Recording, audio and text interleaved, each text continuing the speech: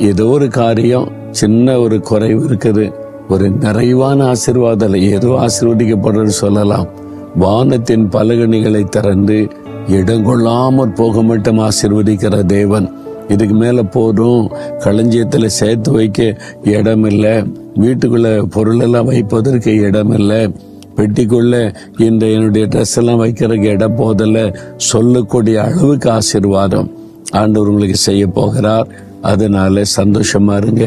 ஆண்டவர் வானத்தின் பலகணிகளை திறந்து உங்களை ஆசீர்வதிப்பேன் என்று சொல்லுகிறார். விசுவாசிக்கிறீங்களா? அதுக்கு நீங்க ஆண்டவருக்கு கொடுக்க வேண்டிய அளவு கொடுக்கணும். மற்றொரு இடத்துல நீ தசம பாகத்தை பண்டக சாலையில கொண்டு வந்து எனக்கு நீ படைக்கும் பொழுது வானத்தின் பலகணிகளை திறந்து இடங்கொள்ளாமற் போக மட்டும் ஆசீர்வதிப்பேன்னு சொன்னார்.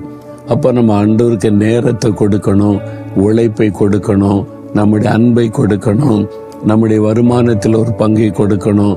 அப்படி கொடுக்கும் போது வானத்தின் பலகணிகளை திறந்து ஆசீர்வதிப்பார். நிரம்பி வழிகிற ஆசீர்வாதம். விசுவாசிக்கிறீங்களா? விசுவாசத்தோட ஆண்டவரே, வானத்தின் பலகணிகளை திறந்து இடங்கொள்ளாமற் போக மட்டும் ஆசீர்வதிப்பேன். நீங்க இந்த மகளை ஆசீர்வதிங்க, இந்த மகனை ஆசீர்வதிங்க, நிரம்பி வழிகிற ஆசீர்வாதம் கொடுங்க. இன்றைக்கு ஆசீர்வதித்த மகளை பண்ணுங்க. இயேசுவின் நாமத்தில் ஜெபிக்கிறோம். ஆமேன், ஆமேன்.